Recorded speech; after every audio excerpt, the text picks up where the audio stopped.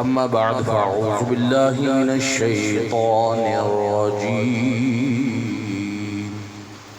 بسم الله الرحمن الرحيم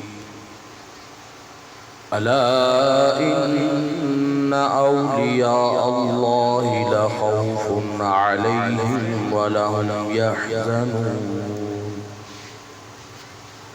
آمنت بالله صدق الله العظيم قال الله تبارك وتعالى في شان حبيبه إن الله وملائكته يصلون على النبي يا أيها الذين آمنوا صلوا عليه وسلموا تسليما کوئی لب خاموش نہ رہے، محبت سے پڑھے الصلاة والسلام علیک یا رسول اللہ، پڑھی الصلاة والسلام علیک یا رسول اللہ۔ ایک منٹ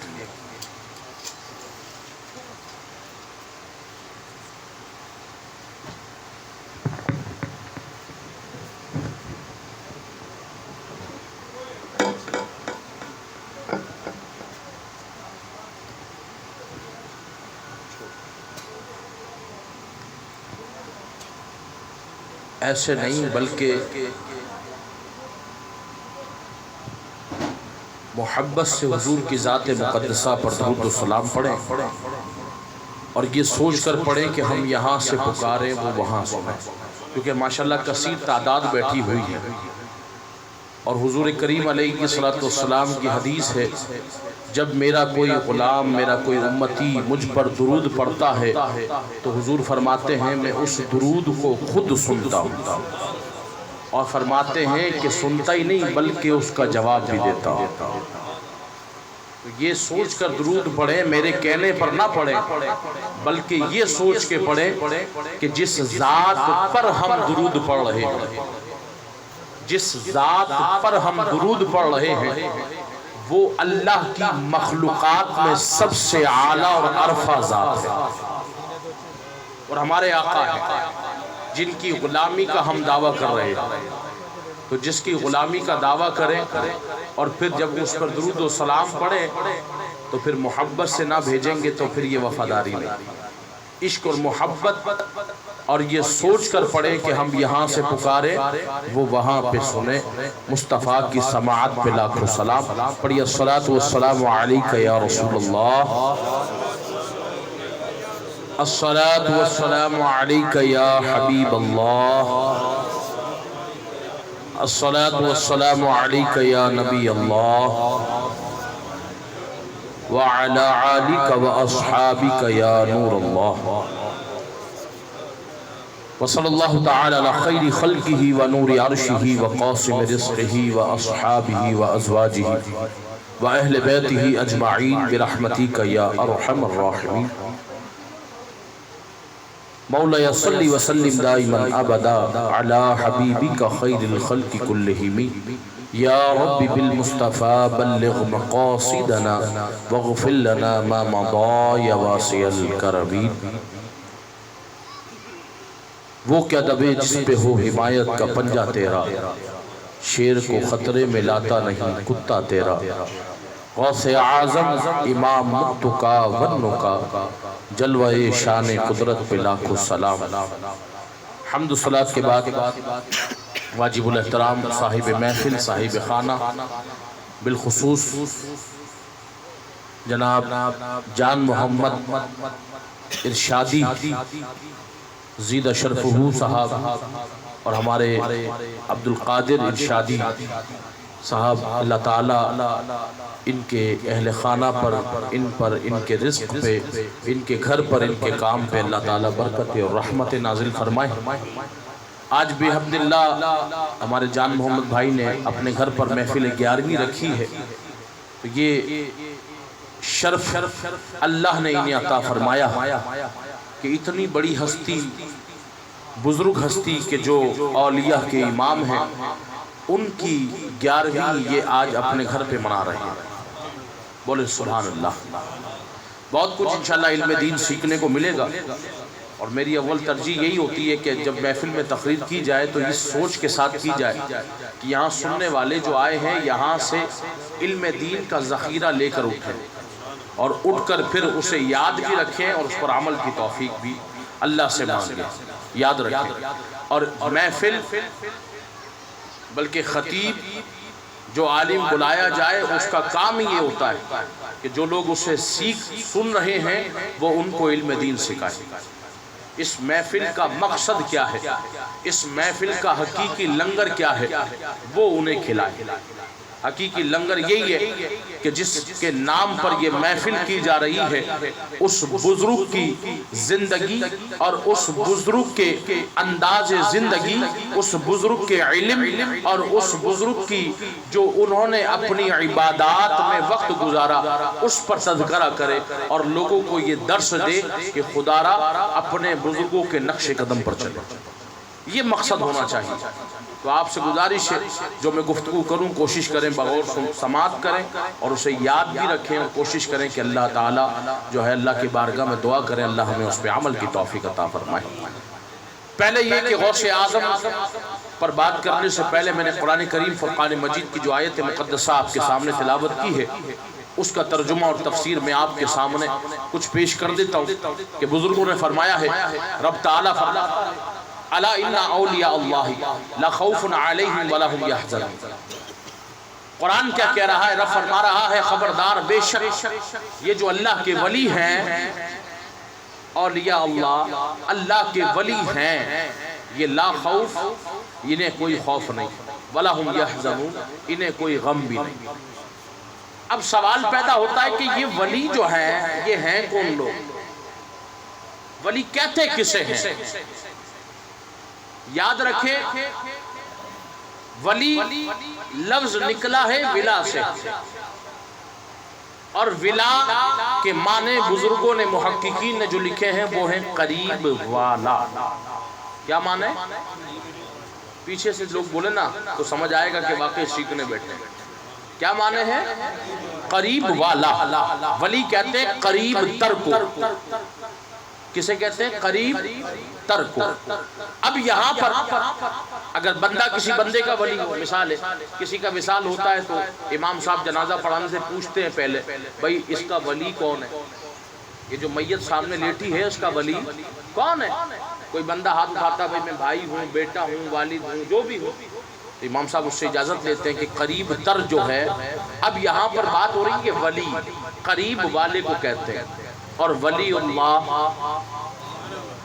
جو اللہ کے قریب ہے، جو اللہ کا قرب پائے ہوئے ہے، جو رب کا دوست ہے۔ ولی کے کئی معنی ہیں، دوست بھی کہا جاتا ہے، قرب والا بھی کہا جاتا ہے، اللہ کے قریب تر ہے، اللہ کا دوست ہے، ولی اسے کہتے ہیں۔ اب سنیے ان کی شان کیا ہے۔ کوئی سوال کر لے بھائی جن ولیوں کا تم یہاں پہ عرس منا رہے ہو، جن کا ذکر کر رہے ہو، گویا کیا ان کی شانیں قرآن میں ہے؟ بحمداللہ اہل سنت وہ ہے کہ جو ہر چیز وہی کرتی ہے جس کا حوالہ، جس کی دلیل قرآن و حدیث سے ثابت ہے۔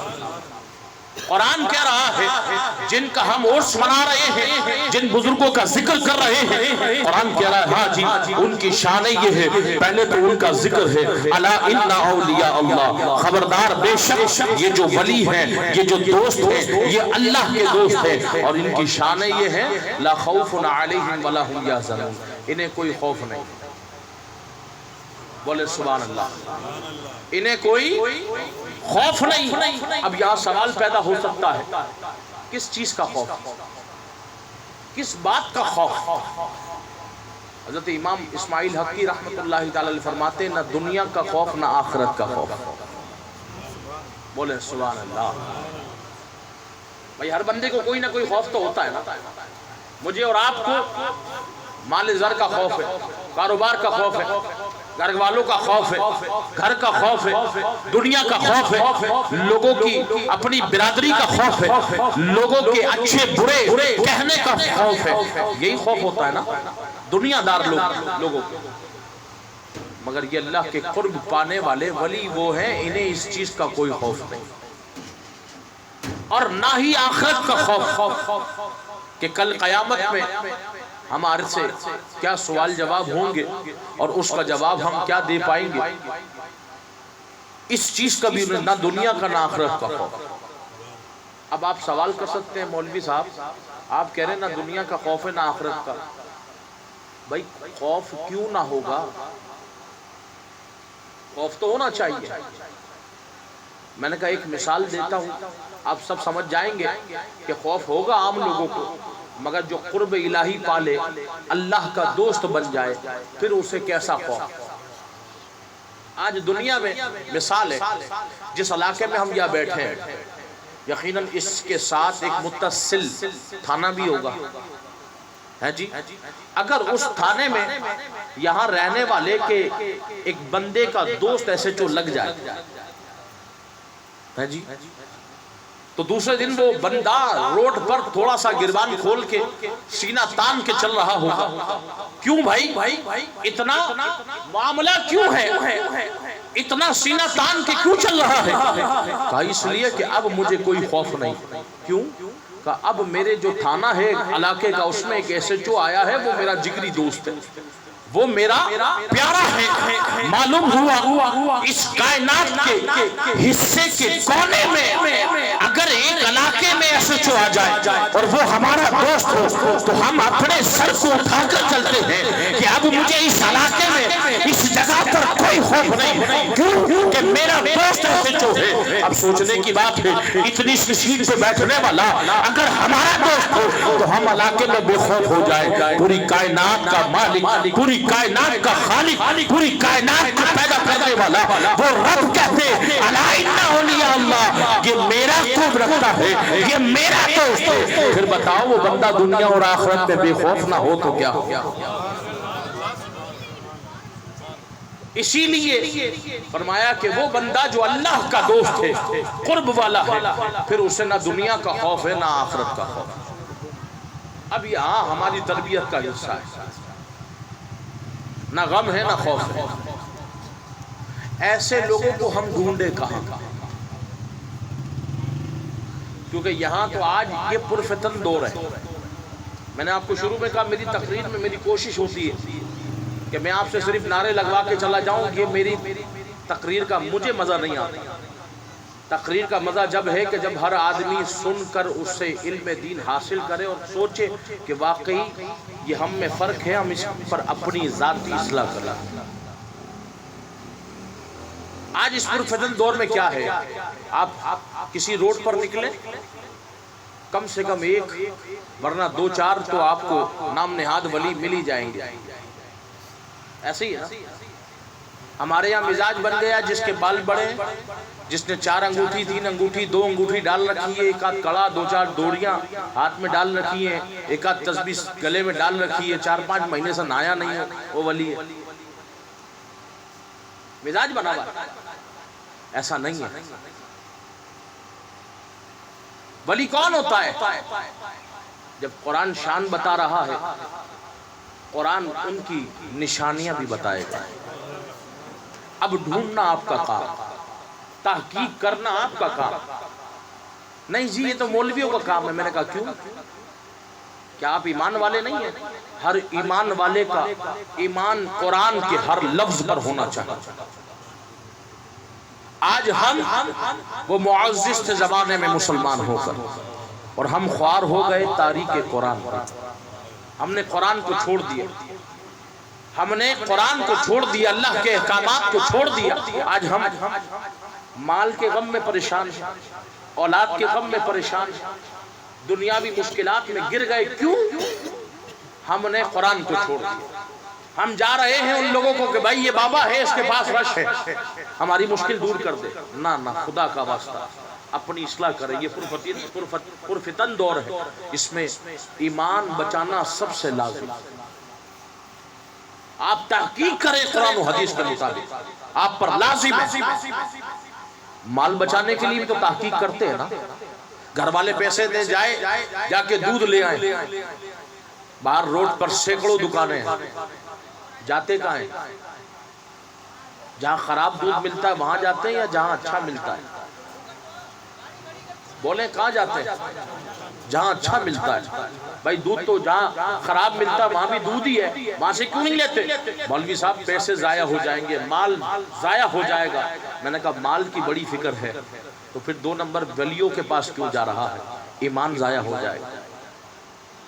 تحقیق کر, جب قرآن شان بیان کر رہا ہے تو رب ہی ہے جو ان کی نشانیاں بھی بیان کر رہا ہے. رب فرما رہا ہے اِنَّ أَوْلِيَاءَ اللَّهِ لَا خَوْفٌ عَلَيْهِمْ وَلَا هُمْ يَحْزَنُونَ. بے شک خبردار یہ اللہ کے ولی ہیں, نہ انہیں خوف ہے نہ کوئی غم ہے. اب لوگوں تم پریشان نہ ہونا کہ ہم کسے ولی کہیں, ہر کوئی ولی نہیں ہوتا. یاد رکھیں جو قرآن کے مطابق عمل کرے وہ ولی ہے. اور قرآن کہہ رہا ہے کیا کہہ رہا ہے؟ وہ لوگ جو 2 باتیں رب بیان فرما رہا ہے, اِلَّا الَّذِينَ آمَنُوا, وہ لوگ ایک ایمان والے, وَقَانُوا يَتَّقُونَ, دوسرے تقوی والے. یہ ان کی نشانیاں ہیں کہ جب تم یہ دونوں صفات ان میں پالو تو سمجھ جانا کہ یہ اللہ کے قرب والے ہیں, اللہ کے ولی. ایک ایمان والے, 2 نشانیاں رب نے بیان فرمائی. ایک, سارے بولیں ایک, ایمان کیا ہے؟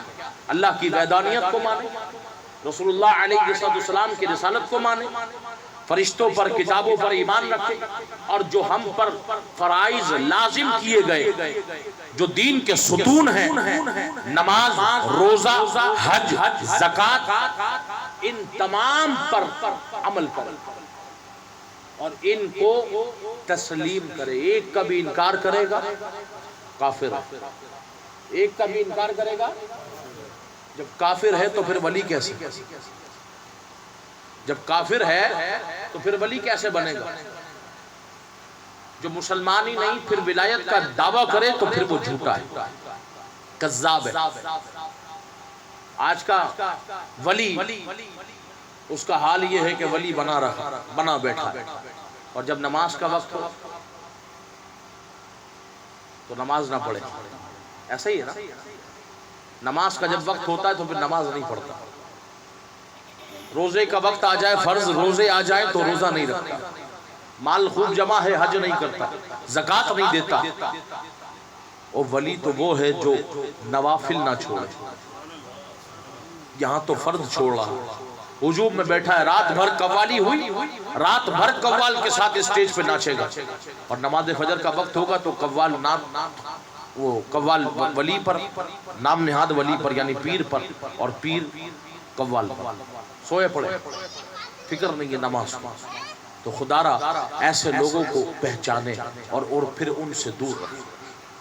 آج غوث اعظم کی محفل ہے, میں نے یہ ذکر قرآن کریم کی آیت و ترجمہ اس لیے بیان کیا ہے کہ بحمد اللہ اہل سنت یہ جانتے ہیں کہ ولیوں کے ولی, پیران پیر دستگیر, روشن ضمیر حضرت الشیخ عبد القادر جیلانی, قندیل نورانی, شہباز لامکانی, پیر پیرا, میر میرا, الحسنی والحسینی رضی اللہ تعالیٰ عنہ کی شان اقدس وہ ہے جو عین شریعت کے مطابق اور طریقت کے مطابق آپ نے زندگی بسر کی اور اسی کا درس دیا.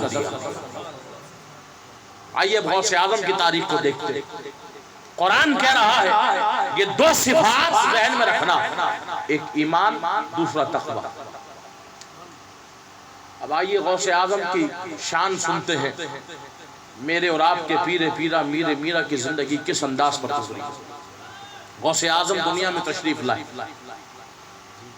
دنیا میں تشریف لائے, 4 سال کی عمر ہوئی تو قرآن کریم حفظ کر لیا. ایسے نہیں, زور سے بولیں سبحان اللہ. قرآن کریم حفظ کر لیا. اب سوچنے کی بات یہ ہے کہ ولیوں کا پہلا کام تو یہ ہے جو قرآن سے محبت کرے. چلے میں آج آپ کو ایک چیز بتاتا ہوں.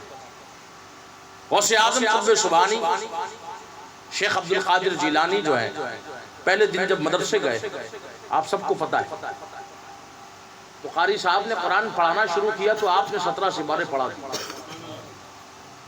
کیونکہ میری کوشش ہوتی ہے ہم تربیت کریں اپنے لوگوں کی. 17 سپارے پڑھا دیے, آپ نے پڑھ لیے. قاری صاحب نے پوچھا یہ 17 سپارے کیسے یاد ہیں؟ تو کیا کہا؟ سنیے، یاد رکھیں، پہلے میں اس بات کو ظاہر کر دوں، آج کی سائنس کہتی ہے جب ماں کے شکم میں بچہ ہوتا ہے نا، جب وہ بنتا ہے تو اللہ 40 دن بعد اس کو سب سے پہلے سماعت دیتا ہے۔ کیا دیتا ہے؟ سماعت دیتا ہے۔ اب حضور کی حدیث سنیں، سرکار دو عالم صلی اللہ علیہ وسلم نے فرمایا ہر مرد پر، مسلمان پر، مرد پر یہ لازم ہے کہ اپنے بچوں کے حقوق میں پہلا حق اس کا یہ ہے کہ اپنے بچوں کی زوجہ نیک ڈھونڈے۔ بولو سبحان اللہ۔ اپنے بچوں کی زوجہ نیک ڈھونڈے۔ اس کی وجہ کیا ہے؟ سنیے، کمال دیکھیے، جب ماں نیک ہوگی تو اولاد پہ اثر بھی نیکی کا پڑے گا۔ سمجھ آئی؟ اللہ سب سے پہلے سماعت دے رہا ہے، اور غوث اعظم دنیا میں تشریف لانے کے بعد قاری صاحب کو 17 سپارے سنا رہے ہیں۔ قاری صاحب نے پوچھا بیٹا آج سے پہلے مدرسے گئے؟ نہیں۔ آج سے پہلے کبھی قرآن پڑھا؟ نہیں۔ یہ 17 سپارے کیسے یاد ہو گئے؟ قاری صاحب میں ماں کے پیٹ میں تھا، ماں روز قرآن پڑھا کرتی تھی، مجھے سن کے 17 سپارے یاد ہو گئے۔ یہ ماں کی تربیت کا حصہ ہے۔ ماں کوکھ سے دین کا علم ہو اور تربیت کی بات ہو تو بچے کو اپنی کوکھ سے تربیت دیتی ہے۔ اسی لیے حضور کی حدیث ہے کہ اپنے بچوں کے حقوق میں پہلا حق مرد پر یہ ہے کہ ان کے لیے جو ماں ڈھونڈے وہ نیک، کہ وہ نیک بات کرے، قرآن پڑھے، نماز پڑھے، بچے پہ اس کا اثر ہے۔ اللہ ہمیں عمل کی توفیق عطا فرمائے۔ قرآن کریم حفظ کرنے کے بعد ماں سے اجازت لی اور چلے بغداد شریف۔ کیا حاصل کیا؟ جامعہ نظامیہ میں آپ نے داخلہ لیا۔ بولے سبحان اللہ۔ مدرسہ نظامیہ میں داخلہ لیا، اور محققین فرماتے ہیں جس دن آپ مدرسہ نظامیہ پہنچے امام غزالی اسی دن وہاں سے دوسری جگہ منتقل ہوئے۔ دونوں بڑی ہستیاں ہم اثر ہیں۔ امام غزالی، امام محمد غزالی رحمت اللہ تعالیٰ علیہ بھی اسی مدرسے میں پڑھے جس میں شیخ عبد القادر جیلانی قطب سبحانی پہنچے۔ اللہ اکبر۔ وہاں پہنچے، علم دین حاصل کیا، قرآن کا ترجمہ، قرآن کی تفسیر کا علم حاصل کیا، علم قرآن، علم حدیث، اصول حدیث، فقہ، منطق، پھر اس کے بعد آپ نے طریقت کے دور وہاں سیکھے۔ علم دین سیکھنے کے بعد وہیں اس مدرسے میں پڑھانا شروع کیا۔ بولے سبحان اللہ۔ سوچ رہے ہوں گے مولوی صاحب بیان کیا کر رہے ہیں؟ میں آپ کو بتا رہا ہوں کہ غوث اعظم کی زندگی یہ ہے۔ غوث اعظم کی زندگی صرف کرامت نہیں ہے، ہمیں کوئی شک بھی نہیں ہے غوث اعظم کی کرامت کا، کیونکہ بحمداللہ ہم حقیقی قادری ہیں، اور ہم تو کہتے ہیں مولا قادری کر، قادری رکھ، قادریوں میں اٹھا قدر عبد القادر قدرت نما کے واسطے۔ یہ غوث اعظم کی تو کرامت ہے کہ یہاں ہم سب بیٹھ کر ان کے ذکر کی محفل میں جمع ہیں۔ ہمارا تو کوئی اس میں کمال نہیں ہے۔ تو غوث اعظم قطب سبحانی نے علم دین سیکھا، اور ولی وہی ہوتا ہے اس کی پہلی ترجیح لوگوں کا ایمان بچانا ہوتا ہے، لوگوں کا ایمان بچانا ہوتا ہے۔ غوث اعظم کبھی کوئی نماز قضا نہیں، کبھی کوئی نماز۔ آپ کے خلیفہ لکھتے ہیں، فرماتے ہیں کہ غوث اعظم کی بارگاہ میں اگر کوئی شخص آتا اور آپ سے بیعت کرتا، آپ کی بیعت کرتا، آپ اس سے بیعت لیتے تو سب سے پہلے اسے شریعت کا درس دیتے۔ اگر باشرع ہوتا تو پھر اسے طریقت کی راہ کا سفر دکھاتے، ورنہ اسے شریعت کا درس دیتے۔ سیدنا غوث اعظم قطب سبحانی آپ نے علم دین حاصل کرنے کے بعد کیا کیا؟ علم دین حاصل کرنے کے بعد آپ نے فجر سے لے کر ظہر تک بچوں کو پڑھایا کرتے تھے، عالم کورس پڑھاتے تھے، ظہر سے عصر تک علم دین سکھاتے، پھر عصر سے مغرب بھی لوگوں کو علم دین سکھاتے، مغرب سے عشاء بھی، اور پھر عشاء کی اذان سے لے کر نماز فجر تک وضو کرتے اور پوری رات اللہ کی عبادت کرتے اور پھر اسی وضو سے نماز فجر ادا کرتے۔ آپ فرماتے ہیں جس وقت میں طالب علم کے حیثیت میں تھا، طالب علم تھا، اللہ نے مجھے قرب الہی عطا فرمایا اور اسی وقت مجھے طریقت کے راہ پر چلنے کی وجہ سے قطب کے درجے پہ رب نے فائز فرما دیا۔ اب غوث اعظم کی تعلیمات تو یہ ہے، اب غوث اعظم کی کرامات سنیں۔ غوث اعظم قطب سبحانی بے شک اللہ کے ولی ہے اور کرامت ولی سے ہی صادر ہوتی ہے، معجزہ نبی سے صادر ہوتا ہے۔ غوث اعظم نے بے شمار کرامات دکھائی، مگر میں سمجھتا ہوں کہ غوث اعظم نے جو بھی کرامت دکھائی ہے وہ اللہ کے ولی تھے، لوگوں کے ایمان بچانے کے لیے بھی اور جان بچانے کے لیے بھی دکھائی، اور مشکل کشا تھے اپنے مریدوں کے۔ غوث اعظم ایک دن مدرسے میں تشریف فرما تھے، بزرگوں نے لکھا کہ آپ کے پاس کچھ لوگ آئے،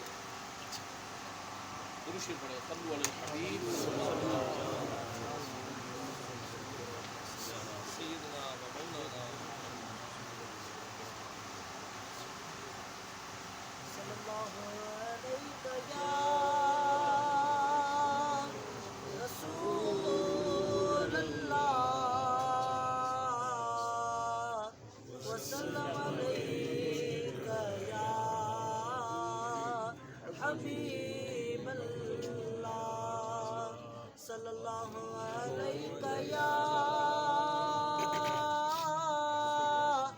یا رسول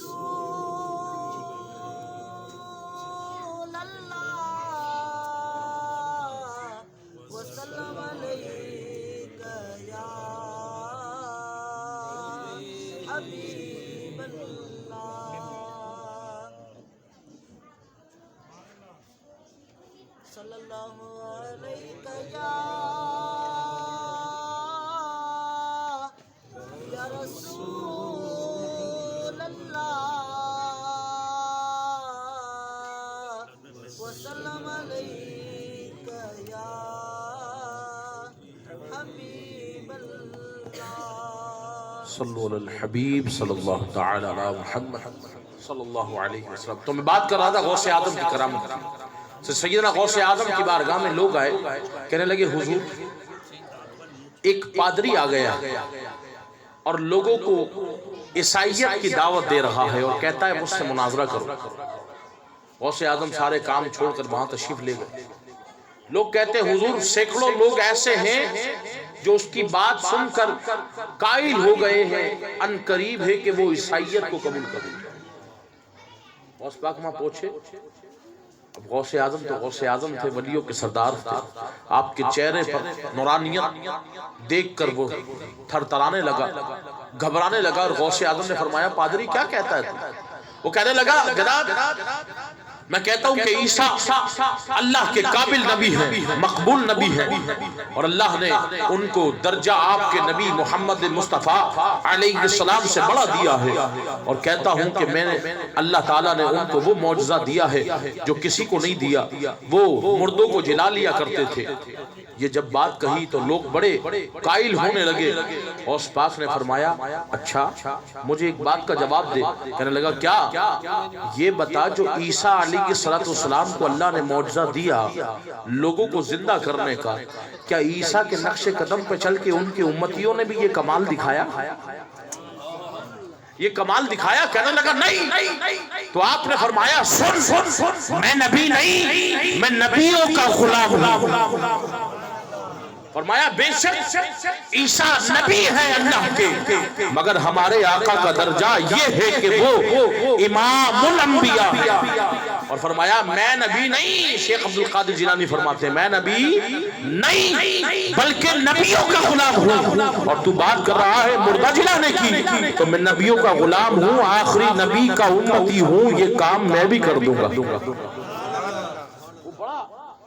حیرت میں پڑ گیا، تم کرو گے؟ کہاں میں کروں گا، چل تو جس قبرستان میں چاہے چل، جس قبر پہ چاہے اشارہ کر، میں اسے اللہ کے حکم سے اٹھاؤں گا۔ وہ سارے، کیونکہ سینکڑوں لوگ عیسائیت کا مذہب اختیار کرنے والے تھے، اس نے سوچا اگر بھاگنا یہاں مناسب نہیں ہے تو قبرستان پہنچا۔ بزرگوں نے لکھا کہ سینکڑوں لوگ ساتھ تھے، غوث پاک بھی پہنچے، پرانی بوسیدہ قبر پر اشارہ کیا، اسے اٹھاؤ۔ غوث اعظم نے اللہ کی بارگاہ میں دعا کی اور کہا کن باذن اللہ۔ محققین فرماتے قبر شق ہوئی، مردہ باہر آ گیا۔ جیسے ہی مردہ باہر آیا پادری بھاگا، مردہ کہنے لگا کیا قیامت آ گئی ہے؟ قیامت آ گئی؟ غوث اعظم نے کہا نہ، قیامت نہیں آئی، بلکہ میں اللہ کے نبی کا امتی ہوں، میں نے تجھے اللہ کے حکم سے کرامت کے ذریعے تجھے زندہ کیا۔ وہ سارے سینکڑوں لوگ جو عیسائیت اختیار کرنے والے تھے قدموں میں گر گئے اور توبہ کر کے دوبارہ کلمہ پڑھا۔ تو قربان جائیں، یہ ہوتا ہے ولی کہ لوگوں کی جانیں بھی بچائے اور ان کا ایمان بھی بچائے۔ اب آئیے تعلیمات کیا ہے؟ غوث اعظم کا حقیقی لنگر یہ ہے۔ تعلیمات کسے کہتے ہیں؟ سنیے، غوث پاک فرماتے ہیں لوگوں، خود لکھتے ہیں اس بات، اے لوگوں چند چیزیں ایسی ہیں کہ اس سے دین کا نقصان ہے۔ میں کہتا ہوں خدا را یہ بات غور سے سننا، کیونکہ آپ سب غوث اعظم کی محفل میں ہیں، اور اس محفل کا حق جبھی ادا ہوتا ہے کہ جب ہم غوث اعظم کی تعلیمات کو سن کے اٹھیں۔ غوث اعظم نے صرف یہ نہیں کہا میری کرامت سنا دو، ہم اگر اللہ کے ولی کو مانتے ہیں اور یہاں نام غوث اعظم لے رہے ہیں تو ہم پر لازم ہے کہ تعلیمات سن کر اٹھیں اور اس پر عمل کریں۔ غوث پاک فرماتے ہیں چند چیزیں ایسی ہیں جس سے دین کا نقصان ہوتا۔ پوچھا گیا حضور کون سی چیز؟ غوث پاک نے فرمایا جانتا ہے اس پر عمل نہیں کرتا، اس سے دین کا نقصان ہوتا۔ فرماتے ہیں اللہ کے بندے تو جانتا ہے مگر عمل نہیں کرتا، اس سے کیا نقصان ہو رہا ہے؟ اب آپ سب یہاں پر باشعور اور پڑھے لکھے لوگ، آپ سب سے پوچھتا ہوں نماز کیا ہے؟ ہم سب پر کیا ہے؟ فرض ہے۔ غوث اعظم فرماتے ہیں جانتا ہے اور عمل نہیں کرتا، اس سے دین کا نقصان۔ یہ تصوف کی بات ہے۔ آج کل 2 نمبر ڈھونگی پیر اس نام کے اوپر نوٹ کما رہے ہیں، تو خدا را اس علم کو سیکھیں۔ غوث اعظم سے کسی نے پوچھا حضور تصوف کیا ہے؟ تو غوث اعظم فرماتے ہیں اپنی کتاب کے اندر کہ تصوف ایک ایسا علم ہے اگر بندہ خدا اسے یاد کر لے، سیکھ لے تو اس پر حقیقت اسلام آیا ہو جاتا ہے، حقیقت اسلام آیا ہو جاتی ہے۔ اور فرماتے ہیں جب بندہ وہ تصوف کا علم سیکھ لے تو اس کا باطن روشن ہو جاتا ہے۔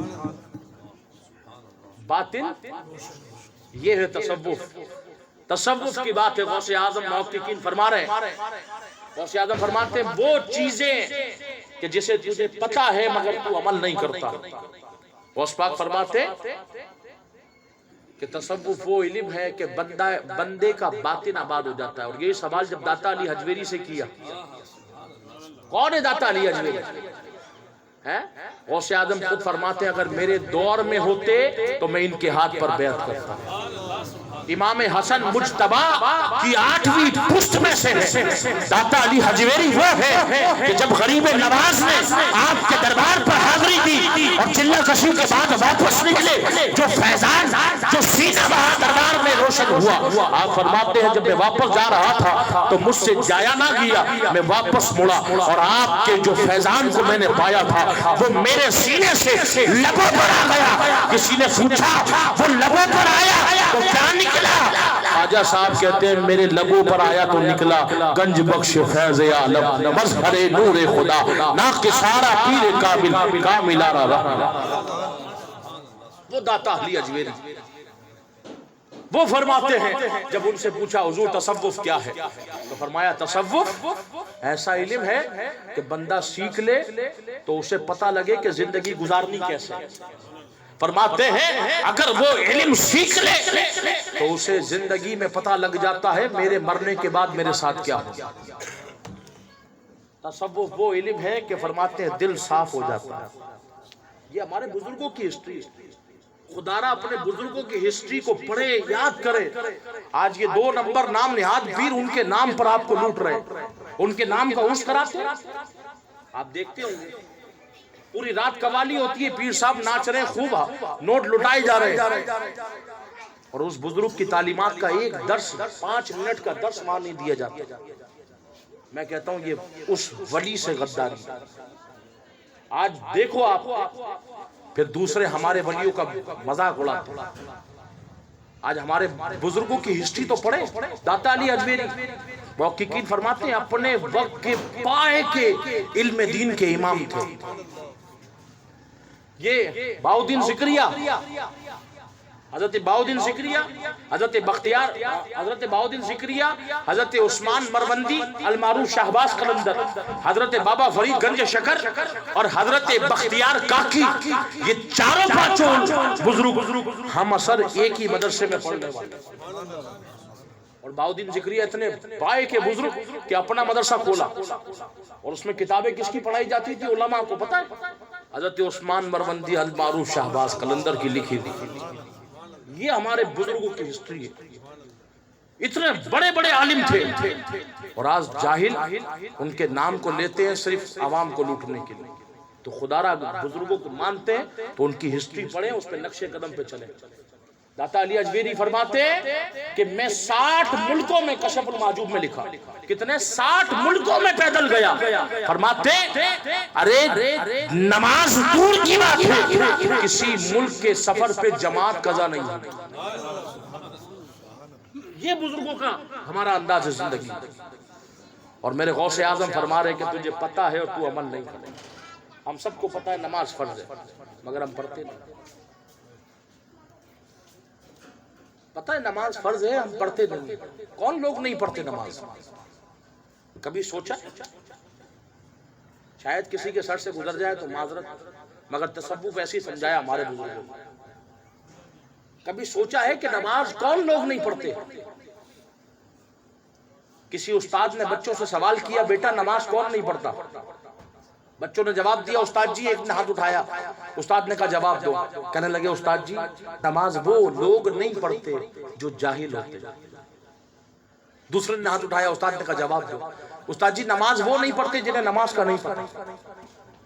تیسرے نے ہاتھ اٹھایا، استاد نے بولا جواب دو.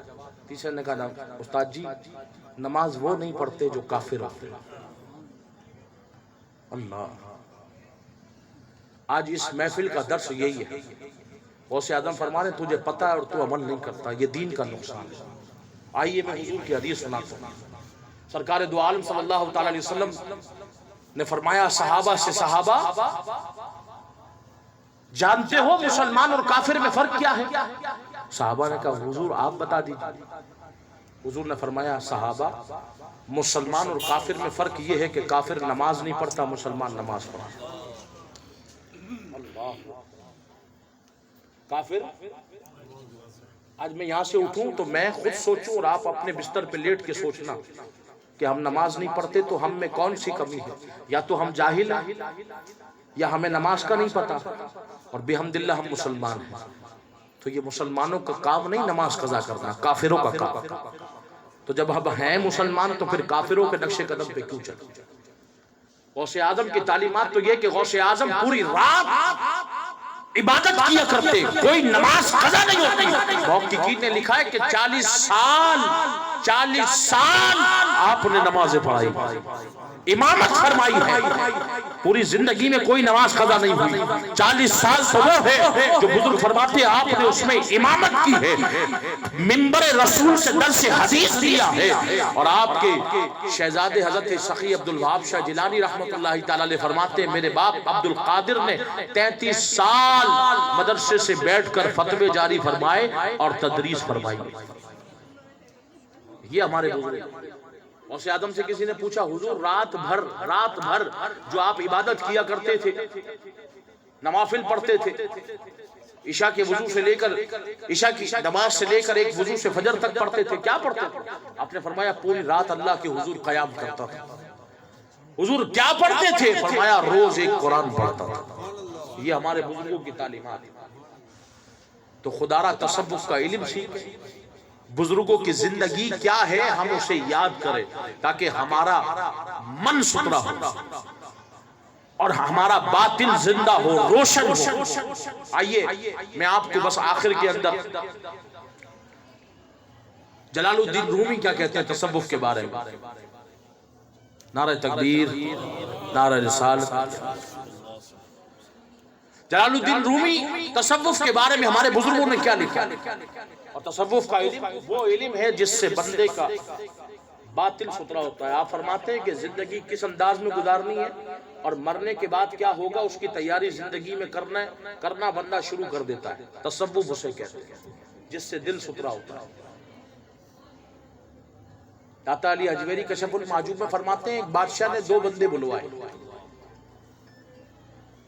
बंदे बुलवाए, श्रृंगार करते थे और वो तस्वीरें बनाते थे, बेहतरीन डिजाइन बनाया करते थे।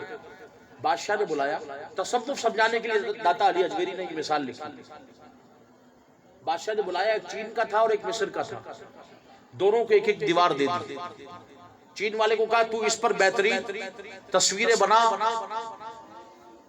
और मिस्र वाले को कहा तू इस दीवार पे बना, बीच में पर्दा डाल। दोनों ने काम शुरू कर दिया। कुछ दिनों के बाद बादशाह आया। चीन वाले ने बेहतरीन सीनरी बनाई, बेहतरीन डिजाइन डाले, बेहतरीन कलर किए, बड़ी तारीफ की बादशाह ने। जब मिस्र वाले के पास आया कहने लगा तूने कुछ नहीं बनाया। कहा हुजूर बनाया। कहा इतने दिन तूने सिर्फ दीवार साफ की है। कहा नहीं नहीं हुजूर मैंने बनाया है। कहा क्या किया है। कहा दीवार साफ की है। कहा इस पे कुछ बनाया नहीं। कहा बनाया है। कहा मुझे नजर नहीं आता। कहा आपको नजर नहीं आता, अब आएगा। ये पर्दा हटा दो, ये बीच का पर्दा हटा। बादशाह ने पर्दा हटवाया तो देखा कि उसने दीवार इतनी साफ की कि चीन वाले ने जो बनाया था उसका नक्श उसकी दीवार में नजर आ रहा। दाता अली अजमेरी फरमाते हैं कि तसव्वुफ है। तसव्वुफ बंदे के दिल को सुधरा करता है, और जब दिल साफ हो जाता है तो सामने वाला जब उससे मिलता है तो उसे अपनापन उसके दिल में नजर आ रहा है। जब वो हासिल कर लेता है तो फिर उसके दिल में बुग़्ज़ नहीं रहती, किना नहीं रहती, हसद नहीं रहता। वो इन तमाम चीजों से पाक होकर सिर्फ रब की हम्द में लग जाता है। और फरमाया कि जिंदगी के मामलात तय हो जाते हैं कि कैसे जिंदगी गुजारनी। जलालुद्दीन रूमी मसनवी शरीफ में लिखते हैं, आज मौजू आ गया तो सोचा कि कुछ तसव्वुफ का दर्स दे दूं, क्योंकि 2 नंबर पीरों ने बड़ा इस पर जो है ना वो एक वो टेंट बांध रखा है, लोगों को घेर लेते और फिर तसव्वुफ के नाम पर माज़अल्लाह गैर शरई हरकतें कर रहे। और खुदारा ये तसव्वुफ नहीं है। बुजुर्गान दीन ने लिखा है तसव्वुफ वो है कि जब तुम उसे पालो तो शरीयत के पैकर बन जाओ। शरीयत के दाता अली अजमेरी ने लिखा है। तसव्वुफ वो नहीं है कि जो ढोल की थाप पर नाचे। आप खुद अपनी किताब कशफुल महजूब में लिखते हैं कि अगर कोई ढोल की थाप पर झूमे और कुरान की तिलावत पे उसे झूमना ना आए तो वो शख्स झूठा है। वो शख्स झूठा है। पूरी रात कवाली में नाचता रहे और सुबह नमाज में ना खड़ा हो तो वो शख्स झूठा है। आज का पीर क्या कहता है, नहीं जी आप पढ़ो, ये तरीकत है, हमने मदीने में पढ़ ली। कभी कहते हैं आज हम बगदाद पहुंच गए, और मैंने कहा हमारे पास भी तो आ, कभी मस्जिद में एहतिकाफ कर, जैसे तू नमाज़े मस्जिद में, हरम में, कभी मदीने में, कभी बगदाद में, कभी अजमेर में, कभी लाहौर में, कभी बगदाद में पढ़ता है, इसी तरह मैंने कहा हमारे पास आ, एहतिकाफ कर मस्जिद में। खाना कभी मक्के में खा लियो, कभी मदीने में खा लियो, कभी बगदाद में, कभी अजमेर में, नमाजें हमारे पास पढ़। नहीं जी मौलवी साहब, बात यह है कि वो जिस्म की ग़िज़ा है। मैंने कहा नमाज भी जिस्म की ग़िज़ा है। कहा कैसे? मैंने कहा देख तेरी औकात क्या है। मेरे आका तो इमामुल अंबिया जो नमाजें देकर आए हैं। मैंने कहा उनकी शान ये है कि हुजूर मक्के में थे तो नमाज मक्के में पढ़ी, हुजूर मदीने में थे तो नमाज मदीने में पढ़ी। अबे मेरे मुस्तफा अगर बदर में थे तो तलवारों की छांव में। कभी साहबा को ये नहीं बोला कि तुम पढ़ लो मैंने मक्के में पढ़ ली, ना ना। मैंने कहा गौसे आजम की तारीख भी यही है। میرے غوث اعظم نے بھی نماز ایسے پڑھی ہے، بزرگان دین نے تو نماز ظاہر پڑھی ہے۔ داتا علی حجویری 60 ملکوں میں گئے، جماعت کے ساتھ نماز پڑھی۔ یہ ہے بزرگوں کی تاریخ۔ امام مثنوی لکھتے ہیں کہ تصوف وہ علم ہے، بس آخری بات کر رہا ہوں، اس پہ ایک واقعہ لکھتے ہیں، بڑا زبردست واقعہ، آپ سنیں گے نا تو آج رات جب لیٹے تو سوچیں کہ ہمیں زندگی اس انداز میں گزارنی ہے۔ فرماتے ہیں ایک جزیرہ تھا، جزیرہ، اس پہ جو بھی باہر سے آتا نا جزیرے والے اس کو پکڑ لیتے اور کہتے جناب اب آپ ہمارے بادشاہ ہیں، اور شرط یہ کہ 365 دن 365 دن کے بعد آپ بادشاہ نہیں رہیں گے، ہم آپ کو سلطنت سے اتار کے، بادشاہت کے تخت سے اتار کے اس جزیرے کے ساتھ جنگل ہے اس میں ڈال دیں گے، ہر جو بھی باہر سے آتا اسے پکڑ کے بادشاہ بنا۔ ایک اللہ کے ولی آئے، امام مثنوی لکھ رہے ہیں، وہ جیسے جزیرے پہ آئے لوگوں نے پکڑ لیا، کہا حضور آپ ہمارے بادشاہ ہیں؟ کہا نہیں میں مسافر ہوں۔ کہا نہیں جی آپ مسافر پہلے تھے، ہمارا یہ قانون ہے، قاعدہ ہے کہ جو باہر سے آتا ہے اسے 365 یعنی 1 سال کے لیے ہم اپنا بادشاہ بناتے ہیں۔ تو فرمایا مجھے تو نہیں بنا، کہ آپ کو بننا پڑے گا، ہمارا اصول ہے، اور ہمارا اصول یہ کہ 365 دن کے بعد ہم اس کو بادشاہ نہیں رہنے دیتے، تخت سے اتار کے جنگل میں ڈال دیتے۔ تو کہا پھر، کہا حضور ہم نے کتنے بادشاہ اس جنگل میں ڈالے، وہ واپس نہیں بچ سکے، اس جنگل میں بڑی بلائیں ہیں، بڑے درندے ہیں، بڑے کانٹے ہیں، بڑی مصیبت ہے، جس کو بھی ہم نے اس جنگل میں ڈالا وہ کٹ گیا، پھٹ گیا، درندے کھا گئے۔ تو بزرگ نے کہا مجھے نہیں بننا، کہا آپ کو بننا پڑے گا، اصول ہے۔ کہا چلو اگر میں بن بھی جاؤں تو پھر میرا حکم مانو گے؟ کہا صرف 365 دن۔ امام رومی فرماتے اس شخص نے کہا اللہ کے ولی نے ٹھیک ہے مجھے قبول ہے، تخت پر بیٹھ گئے، تخت نشی ہونے کے بعد کہتے ہیں تم میرا حکم مانو گے؟ کہا پوری رعایا کو جمع کیا، سب کو جمع کرنے کے بعد کہنے لگے میں 365 دن کے لیے بادشاہ ہوں، اگر تم مجھے بادشاہ مانتے ہو تو ساری اتھارٹی مجھے دو۔ کہا حضور ہم نے دی صرف 365 دن کے لیے، کہا قبول ہے۔ سب کو خادمین کو جمع کیا، کہا 365 دن میں بادشاہ ہوں، بس میرا ایک ہی حکم ماننا۔ انہوں نے کہا کیا؟ کہا میرا حکم یہ ہے 365 دن تمہیں ایک ہی کام کرنا ہے۔ کہنے لگے حضور کیا؟ کہا یہ جو جنگل ہے نا اس کے کانٹے، اس کے درندے، اس کی بلائیں دور کر دو۔ تصوف یہ ہے۔ وہ تخت پر بیٹھے انہوں نے حکم دیا، کہا حضور ٹھیک ہے 365 دن خادمین لگا دیے، وقت گزر گیا، 365 دن پورے ہوئے۔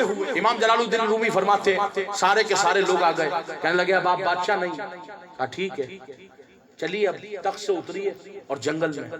وہ کہتے ہیں ارے تم کیا لے کے جاؤ گے، میں تو خود چاہتا ہوں مجھے اس جنگل میں چھوڑ دو۔ وہ جنگل اب جنگل کہاں رہا، وہاں تو آپ نے باغات لگا دیے، پھول لگا دیے، بہترین آپ نے باغ سجا دیے ہیں، کہا میں خود چاہتا ہوں اس جنگل میں چھوڑ دوں۔ جلال الدین رومی فرماتے ہیں یہ واقعہ سننے کے بعد کہتے ہیں لوگوں اس واقعے سے درس لو۔ فرماتے ہیں اس وقت جو تم زندگی گزار رہے ہو یہ بادشاہت کی زندگی، یہ تخت ہے بادشاہت کا۔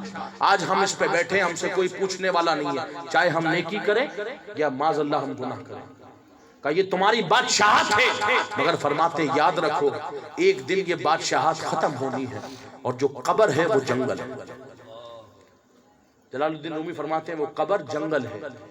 آج تم اس تخت پر زندگی کی بادشاہت پہ بیٹھ کے اگر تم اس جنگل میں باغ لگانا شروع کر دو، اس جنگل کے اندھیرے کو دور کرنا شروع کر دو، اس کے کانٹوں کو دور کرنا شروع کر دو، اس کے درندوں کو ختم کر دو، تو پھر یاد رکھو جب تم مرو گے تو لوگ تمہیں گدے پر اٹھائیں گے اس قبر کے لیے، ارے تمہارا جنازہ پکارے گا، ارے واہ واہ مجھے جلدی لے کے چلو۔ لوگ کہیں گے کیوں؟ تو تم کہو گے قبر میں سرکار آئے تو میں قدموں میں گروں، گر فرشتے بھی اٹھائے تو میں ان سے یوں کہوں اب تو پائے ناز سے میں فرشتوں کیوں اٹھوں، مر کے پہنچا ہوں اس دل ربا کے بعد۔ یہ ہے طریقت اور تصوف کا درس کہ ہمیں آج اپنی زندگی میں اس کا علم مل جائے تو ہم اپنی زندگی کو سنواریں کہ یہ بادشاہت کی زندگی آج ہماری مگر ہمیں قبر اندھیری قبر میں جانا ہے تو خدا را اس کی تیاری آج سے شروع کر. تو آج اس محفل سے یہ درس لے کے اٹھیں کہ ہمارے بزرگوں کا انداز زندگی یہی ہے کہ شریعت کے پیکر بن کے زندگی گزار. کوئی نماز قضا نہیں ہوتی. نیت کریں کہ انشاءاللہ آج سے ہماری کوئی نماز قضا نہیں ہوگی. ہاتھ اٹھا کے بتائیں انشاءاللہ آج سے انشاءاللہ شریعت پر عمل کریں گے. اور بہتر طریقہ یہی ہے، میں مشورہ دیتا ہوں، شریعت کے پیکر بننا ہے تو صحبت کو اچھا کریں. کس کو اچھا کریں؟ صحبت کو. شرابی کے پاس بیٹھیں گے تو شرابی کہلائیں گے، اور سنت کے پیکر کے پاس بیٹھیں گے تو نمازی کہلائیں گے. تو صحبت کو اچھا کریں. یہ دل نا، دل قلب کے جو معنی لکھے نا علماء نے، بزرگوں نے، وہ یہی ہے کہ بار بار تبدیل ہو. تو جب ہم اس کی صحبت کو اچھا رکھ لیں گے تو انشاءاللہ یہ نیکی پہ رہے گا. تو میرا مشورہ ہے صحبت اچھا کرنے کے لیے، اپنی صحبت کو اچھا کرنے کے لیے جمعرات کو کم سے کم فیضان مدینہ جایا جائے. جائیں گے انشاءاللہ؟ بتائیں نا، جائیں گے انشاءاللہ؟ وہاں کیا ملتا ہے؟ کبھی سوچا؟ وہاں فیضان ہے مدینہ کا. وہاں فیضان ہے مدینہ کا. کیوں کہ یہ پرفتن دور ہے. میں اس لیے کہہ رہا ہوں کہ اس دور میں معاذ اللہ لوگ ایمان کے خریدار ہیں. لوگ ایمان کے خریدار ہیں، معاذ اللہ ایمان پر قبضہ کرنے والے. تو اس پرفتن دور میں اگر صحبت اچھی ہوگی تو بندہ اپنا ایمان نہیں بیچے گا. آج یہ حال ہے کہ کوئی خارجیت کی طرف جا رہا ہے، کوئی رافضیت کی طرف جا رہا ہے، کوئی معاذ اللہ اہل بیت اطہار کی محبت میں صحابہ کو برا کہتا ہے. کچھ جہلا ایسے ہیں جو صحابہ کی محبت میں اہل بیت کو برا کہتے ہیں. قسم خدا کی یہ دعوت اسلامی اور الیاس قادری وہ اللہ کا ولی ہے کہ جو غوث اعظم کا درس دے رہا ہے، غوث اعظم کا عقیدہ لوگوں میں منتقل کر رہا ہے. اگر آج ہم نے اس کے دامن کو تھام لیا تو نہ انشاءاللہ ہم خارجیت کی طرف جائیں گے، نہ ہم رافضیت کی طرف جائیں گے. کوئی پوچھے ارے کہاں جا رہے ہو تو ہم کہیں گے الحمدللہ ہم مدینے کی طرف جا رہے ہیں. ہم ابو بکر صدیق کی طرف جا رہے ہیں، ہم فاروق اعظم کی طرف جا رہے ہیں، ہم عثمان غنی کی طرف جا رہے ہیں، ہم مولا مشکل کشا مولا مرتضیٰ کی طرف جا رہے ہیں. ارے ہم جا رہے ہیں امام حسن کے قدموں میں جا رہے ہیں، ہم جا رہے ہیں امام حسین کے قدموں میں جا رہے ہیں، ہم صحابہ کے قدموں میں جا رہے ہیں، ہم جا رہے ہیں غوث اعظم کے بغداد جا رہے ہیں. تو خدا را ایسے دامنوں کو تھامے کہ جو شریعت کے پیکر عقیدے میں بھی پختہ ہو اور اعمال میں بھی پختہ ہو. اللہ سے دعا ہے مولا کریم ہمیں عمل کی توفیق عطا فرمائے. اللہ سے دعا ہے جو کچھ سنا اسے یاد رکھ کر عمل کی توفیق عطا فرمائے. آمین بجاہ النبی الامین صلی اللہ علیہ وسلم.